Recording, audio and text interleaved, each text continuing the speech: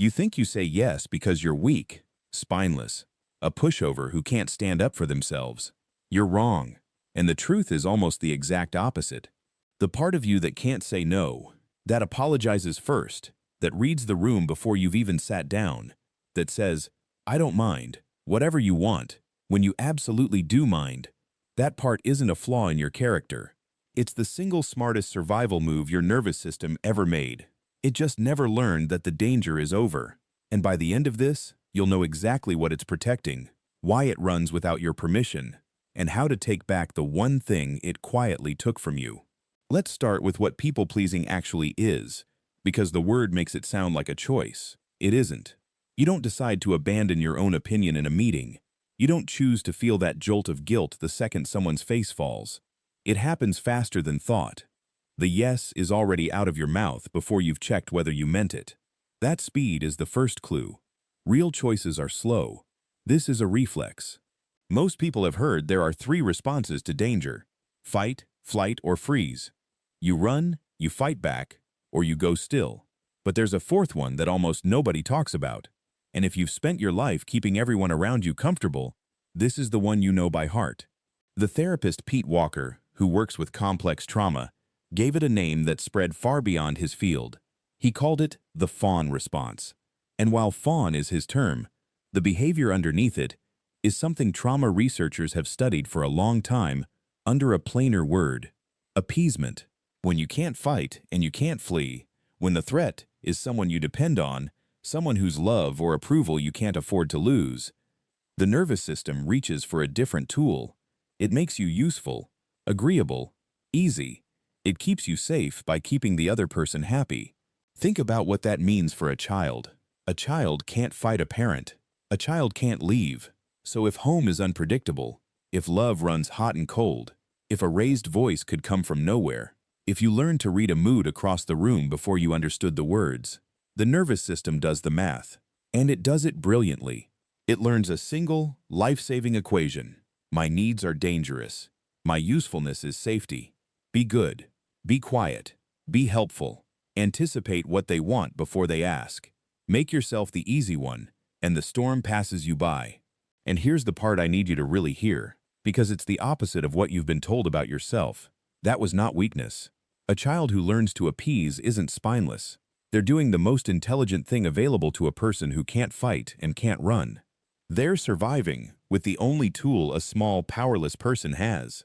The Fawn response, the appeasement, the people-pleasing, is what your survival looked like when surrender was the only safe option. So let me give you the image I want you to hold for the rest of this video. Imagine a white flag. When you're in a war you cannot win, when the enemy is bigger, when fighting means destruction and running isn't possible, raising a white flag is not cowardice. It's the smartest move on the board. It stops the attack. It buys safety. It keeps you alive to see another day. A younger you was in exactly that kind of war, and you learned to raise the flag fast, to surrender your needs, your opinion, your anger, before anyone could use them against you. And it worked. The flag kept the peace.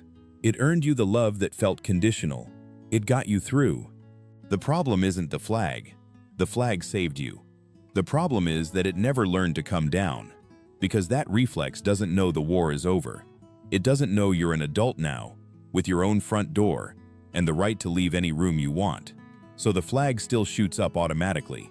The instant a friend sounds a little off, the instant your boss pauses before replying, the instant anyone's mood so much as flickers, you surrender, you smooth it over, you say yes, not because there's a real threat, but because a part of you, posted on lookout since childhood, still treats every shift in someone's face as incoming fire. You're raising a white flag in rooms where there was never going to be a war, and it's costing you. Every automatic surrender is a small abandonment of yourself. You agree with opinions you don't hold. You take the blame for things that aren't yours. You say it's fine until you can't feel what you actually want anymore, until you're a little unsure you even have preferences because you've spent so long erasing them to keep the peace.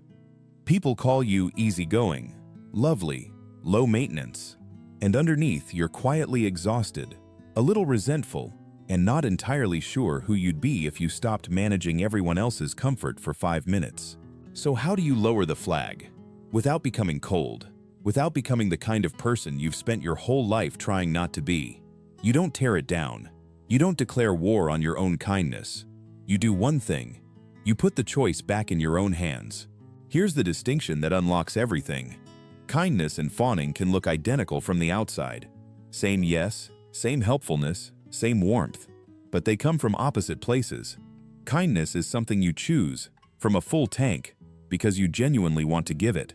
Fawning is something fear extracts from you, automatically, before you've had a say.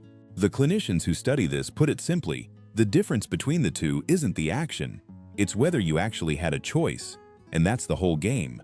Right now, fear is making the choice for you, faster than you can think. The work is just slowing it down enough to make the choice yourself. Which brings us to the one move, the pause.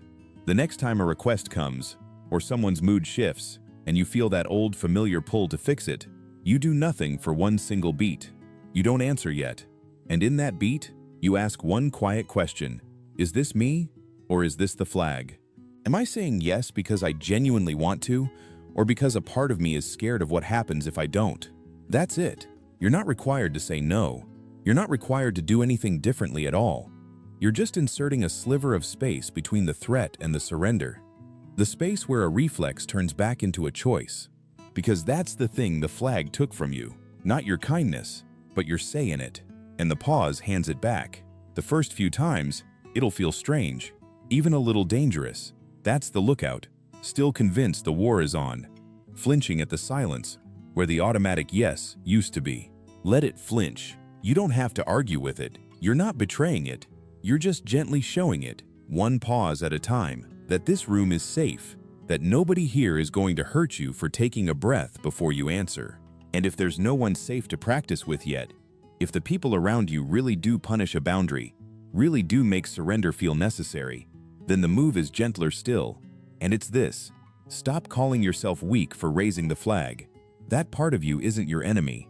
It's a frightened, loyal thing that has been standing guard since before you had words for any of it, doing the only job it ever knew how to do: keep you safe. You don't heal it by despising it. You heal it the way you'd calm anyone who's been scared for a very long time. Not by force, but by slowly, patiently proving that this time they're allowed to stand down. So here's where you are now, if you've stayed with me. The people-pleasing you've hated yourself for was never weakness. It was a white flag, a younger you raised to survive a war they couldn't win. And it worked. The reason you can't seem to stop is that the reflex never learned the war is over. And the way out isn't to rip the flag down or to harden into someone you're not. It's the pause. The single beat that asks, is this me, or is this the flag? Because that beat turns surrender back into choice, and choice is the one thing fear stole from you. That's the whole thing, not grow a backbone. You never lacked one. You were using everything you had to survive. Your kindness was never the problem.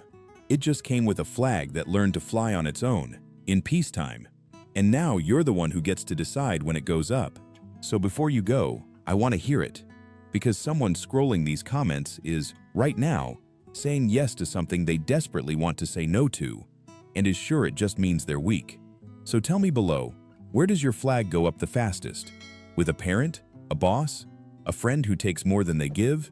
And, if you can name it, what do you think would happen if, just once, you didn't raise it? Be honest. You'll be amazed how many people are fighting the exact same quiet war. The part of you that can't stop pleasing people was never proof that you're weak. It's proof that you once survived something the only way you could, and now you're safe enough to choose.